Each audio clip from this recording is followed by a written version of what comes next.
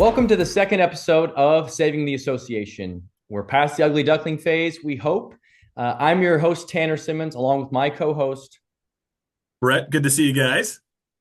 And we're really excited about today's episode. Last week, we covered a little bit of an intro about what we're doing here, some ideas for course correcting the NBA in the direction that it's going based on plummeting views and a number of maybe different media narratives around where basketball is headed at the professional level.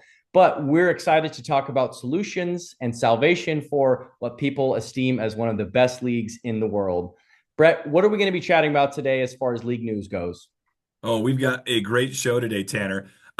We have a special guest who played a little college ball from a little school called Cornell. You ever heard of it? So we're excited to have him on the show with us. But then we're also going to start off our show by just jumping into a little bit of NBA news.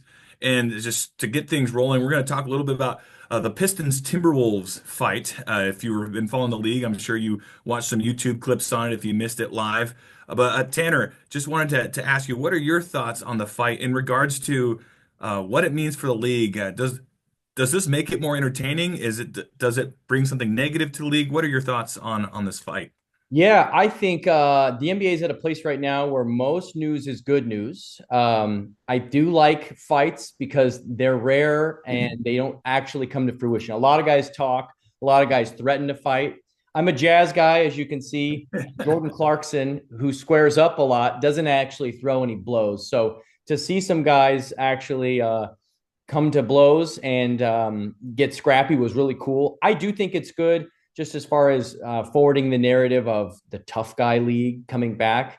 A lot of people think that today's league is too soft and that it's touch foul, and the guys in the 80s and 90s would totally, body today's players. So it's cool to see that there is some physicality and that teams care. It's not so buddy buddy, everyone dapping each other up, but there is actually a little bit of beef between teams. And yeah, I do think that's a good thing for the league and it's healthy. Yeah, I would agree with that as well. I think that as long as they're somewhat few and far between in terms of the severity of them, I think it just brings an extra level of excitement and intensity to the game. Other things that happened this week, we had our dear friend John Morant have some fun with some guns again. Only this time they're imaginary. And 2 games in a row, he flashed some gun symbols towards the other teams, and today was just announced he's been fined $75,000 by the league because he did not listen to their slap on the wrist. What are your thoughts on that situation? Is the league being a bit over dramatic about the toy gun thing, or is it warranted because of his history with guns? Yeah, I think the latter is true.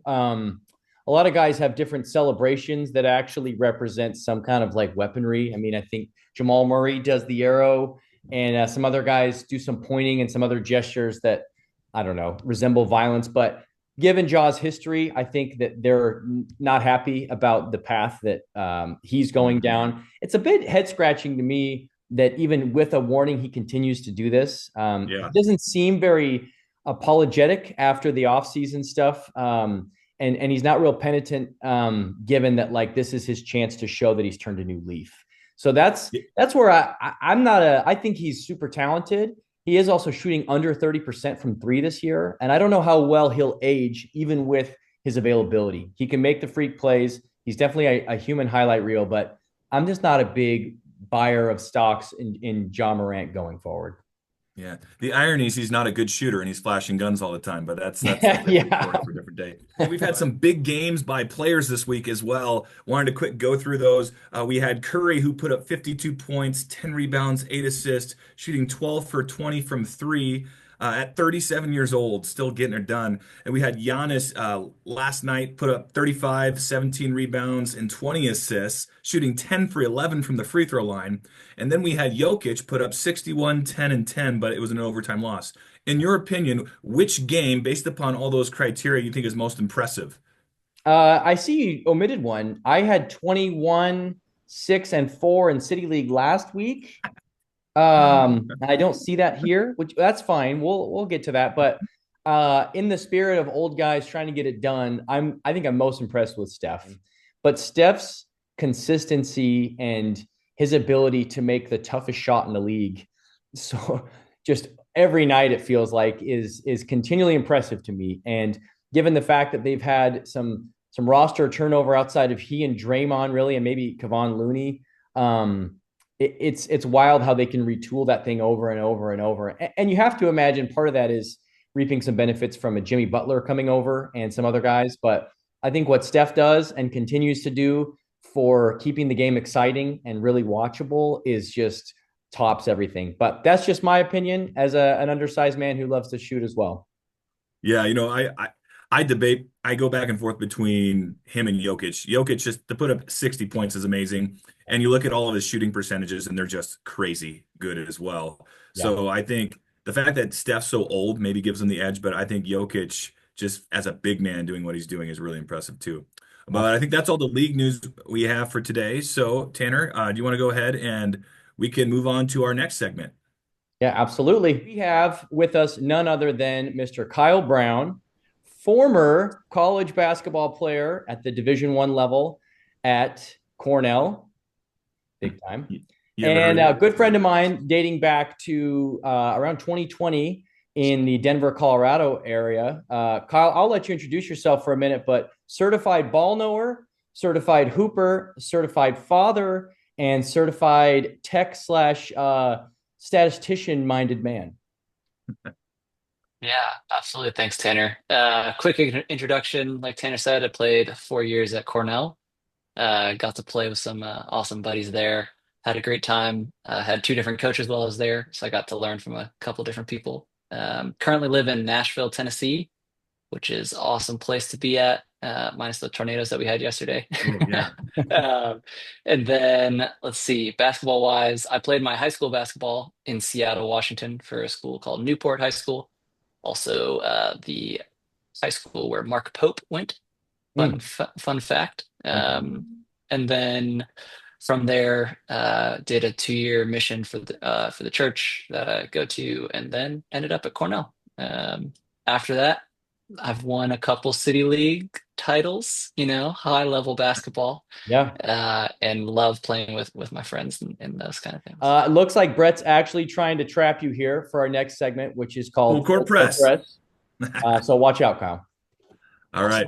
Well, hey, we were going to ask you what your highest level of basketball is played, but you already kind of gave that. But I do want to ask you, what was more impressive and intimidating, City League or Cornell, Division One basketball? So let me know what you think about that.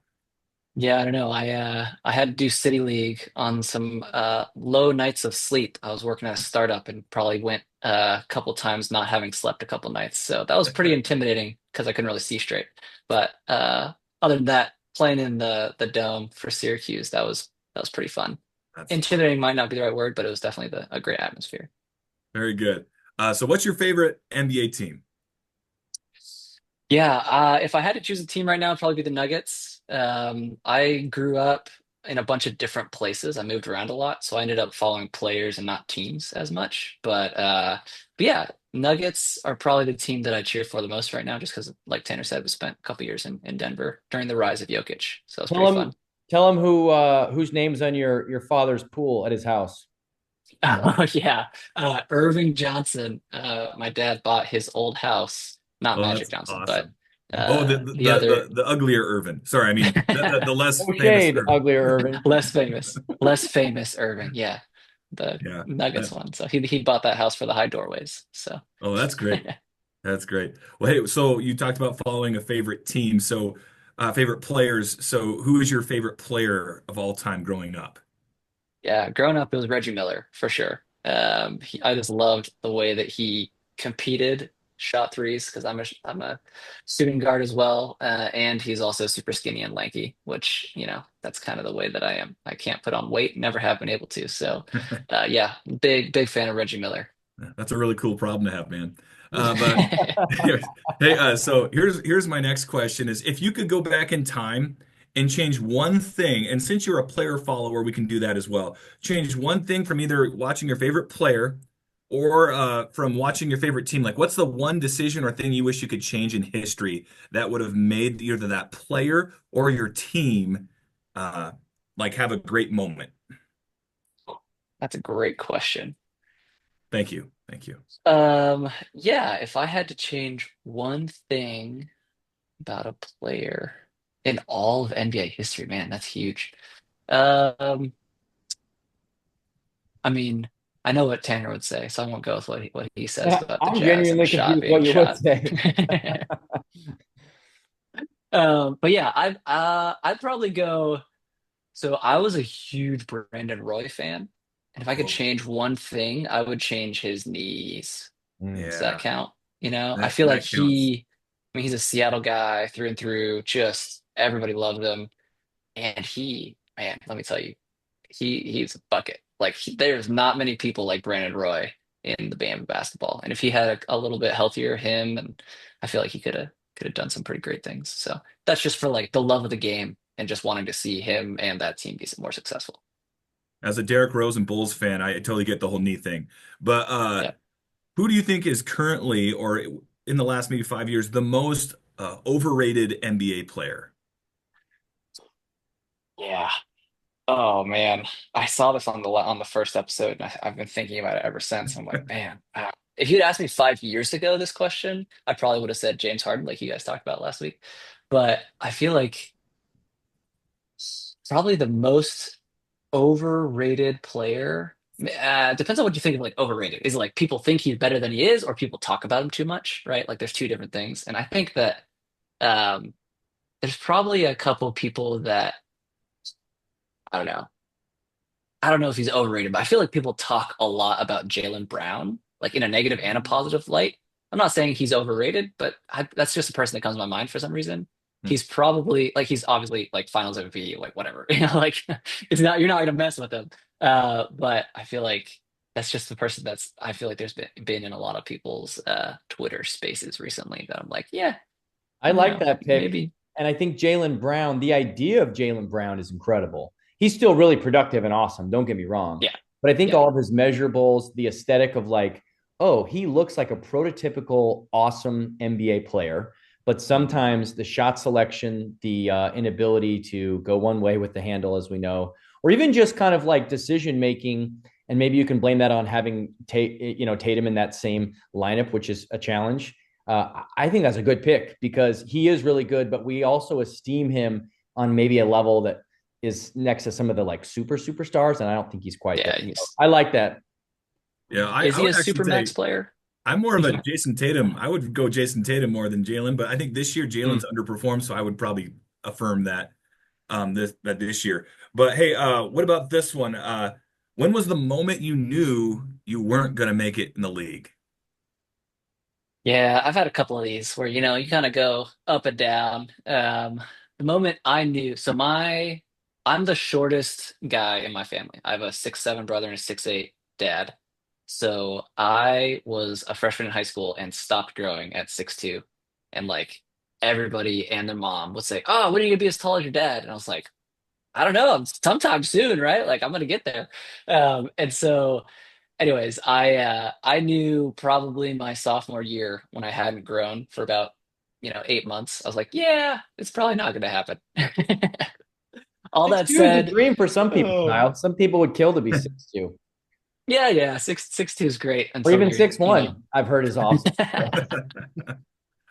That's great. Oh Now, yeah. how about who is the best player that you've ever played against? Minus Tanner if you played some Right, pickup right. games. So no That's all good. You redundance know, there.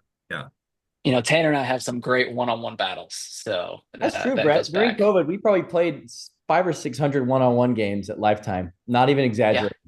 I it was won awesome. probably a dozen of those. Nah, I give maybe you one. You maybe want like one a less. day. We played probably what, 75 days Yeah, it and was a seven lot. games at It was a least. lot. So yeah, I mean, yeah, that's you want at least one a day.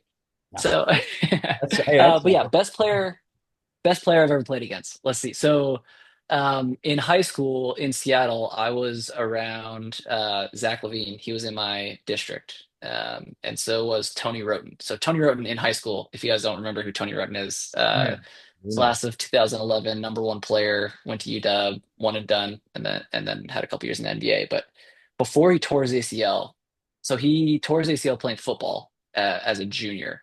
Yeah, as a junior. And before that, he might have been the like the greatest basketball player ever to come out of Seattle. Like he was Mm, just unreal. right. Towards ACL, lost a little bit because he was in high school and didn't have all the NBA medical staff to get him back to where he could have been. Still was fantastic, one and done. Like can't blame him at all. But so he was really good. I played him in high school. We were same class, and then also, yeah, Zach LaVine was a sophomore when I was a senior. So my claim to fame is that we beat Bothell when Zach LaVine was there. I actually looked up the stats on that game. Not, I couldn't find the game, but I looked up Zach LaVine's season stats. He averaged like 26 a game that season against us. Well, not against us, just in total. And so yeah, we were a basketball team that ran flex for all 34 seconds of the shot clock, and then we took a shot with 1 second on the shot clock. It was great. So people hated playing us, but we won. Flex. That's that's great. Well, thanks for sharing. Well, I think that don't worry, you made it through. The press is over. So Tanner's going to go ahead and take us into the next segment we got here. Yeah, we're excited about this because it comes with a theme song that Brett might or might not perform, but it's called Let's Get Technical. Let's get technical, technical. We want to get technical. Let's get down and technical. All right, Okay. perfect. That's what we're gonna do for today. I got Yeah, one that- real. Well done. Yeah, that's where it's at. Kyle, you kind of talked to us a little bit about some thoughts and some changes that you think would be more efficient for the league or move the pace of play a little quicker. One of the things that people find issue with in the NBA sometimes is how long it's dragged out, right? Whether that's refs doing replays or just formalities of the game that kind of exist almost just for tradition's sake. And you've got some ideas that you've kind of shared with us, and we'd love for you to kind of break those down on some technicalities or some things that could make the league better. Yeah, absolutely, Tanner. So my first idea is change the way we do dead balls. So if you've watched a FIFA soccer game in the last couple years, one of my favorite things is ball goes out of bounds, ref makes a call, and like you're immediately in play. And so I have hoped and dreamed about that coming into play for the NBA for a couple years now. One of the reasons I think this could be awesome is I watch most of the games that I watch are on some type of delay. Either I'll record it or I'll get onto the NBA app late and I'll like start it from the beginning and then fast forward during commercials and stuff like that. One of the things I love being able to do is like the double tap on the right side of the screen while you're watching it on your phone jumps ahead 15 seconds. That has been like revolutionary for the way that I watch NBA basketball because every time the ball goes out of bounds, it's at least 15 seconds that you can jump forward. Oftentimes it's 30. If there's a sub, it's 45 seconds. It's crazy. And so just being able to do that quick jump just makes it keeps the game going. And it makes it a lot faster and honestly more enjoyable as a fan to watch. So I'd love to see them make that change.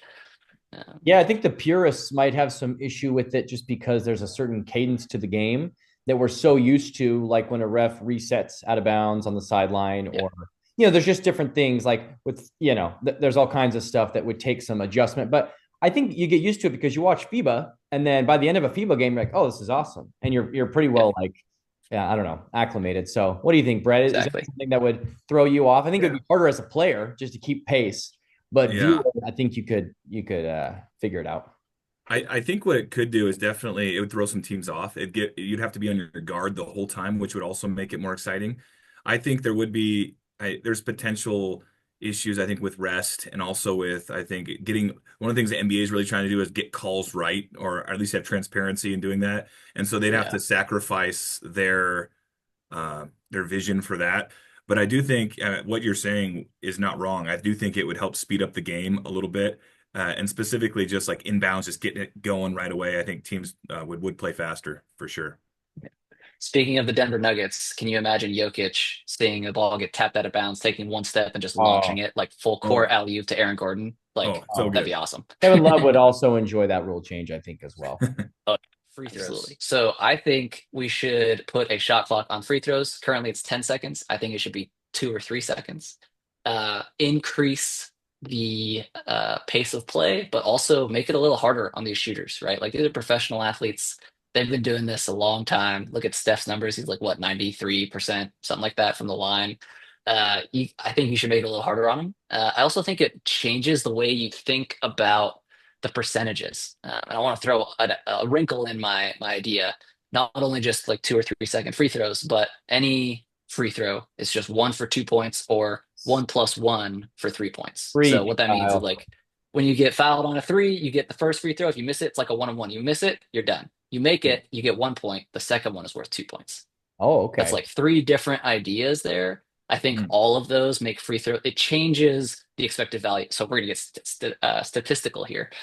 It changes the expected value, right, of what a free throw is, and changes like, okay, when do we foul? Why do we foul? Do we foul on like when we're up three? Down, Yeah. whatever. Anyways, do we foul up three with 12 seconds left? I don't know. Maybe you do. Maybe you don't with that expected value, right? Yeah. So I think it could help change the game, make it give it a good wrinkle. What do you guys think? Mm. Brett's got a nice free throw routine. I was just thinking about the way he like lines up his elbow, takes his dribbles. I can see it in my head right now. And I think that would be pretty quick in 2 to 3 seconds, whereas it's more of a catch and shoot, right? It almost favors the guys that are quick with the trigger or who can just make a quick decision rather than the ones who, like Giannis, hold the ball, Mhm. have 10 seconds of meditation. That's really what they're doing. Is they're meditating and getting right so they can shoot the ball. And so I love the idea of like you're put on the spot, you're down one, and there's 2 seconds left on the clock. You go to the line, you got to take two quick shots, or I guess in this case, maybe 1 for 2. But Brett, what do you think about that as far as like your form and your release and how guys have routines? Yeah, I think 2 and 3 would be really quick. I could do 5. I think 5 seconds would be good. I think it'd speed it up. And I really like the idea of the 1 for 2.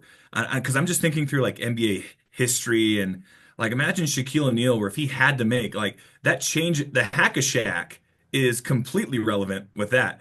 Uh, because now you're getting a full possession back rather than half a possession. Yep. Um, Yep. and so I do think that is intriguing, the idea, or even if you get fouled at the 3 point line you get 2 points for the first one, 1 point for the next one, or something like you could have fun with that kind of a thing. I think that would be a fun wrinkle to make those free throws matter more. And now for our final segment of the day, we're going to do garbage time. Garbage time is where we like to do something a little extra, a little fun, not quite basketball related, but still in the same arena. And that is favorite concessions at an NBA game. Kyle, we're going to put you on the spot. Want to hear your favorite and your least favorite things to get when you go to a game?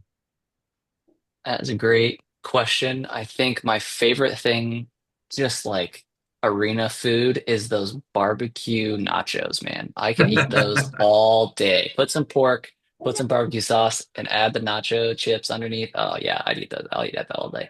Jalapeno Uh, guy or no? I asked them to put it on the side, and I'll eat one every now and then just to kind of spice it up. Yeah, that's Yeah, really going for it. that's What a what good one. about what about the least favorite? What's something you're just like not touching that? Yeah. Um, I feel like Dippin' Dots are overrated. I always want that. Oh, No, see, there Oh, you go. oh I man. always, I dude, always it's the ice want cream of Dippin' the Dots to future, be Kyle. better. Oh, so good. The future of 1980. Come on, man. Like, yeah. I feel it's an unpopular opinion, but I'll stand by it. I feel like I'd rather have real ice cream It because is Dippin' Dots is overpriced. just like, I'll at but you least don't. put you there.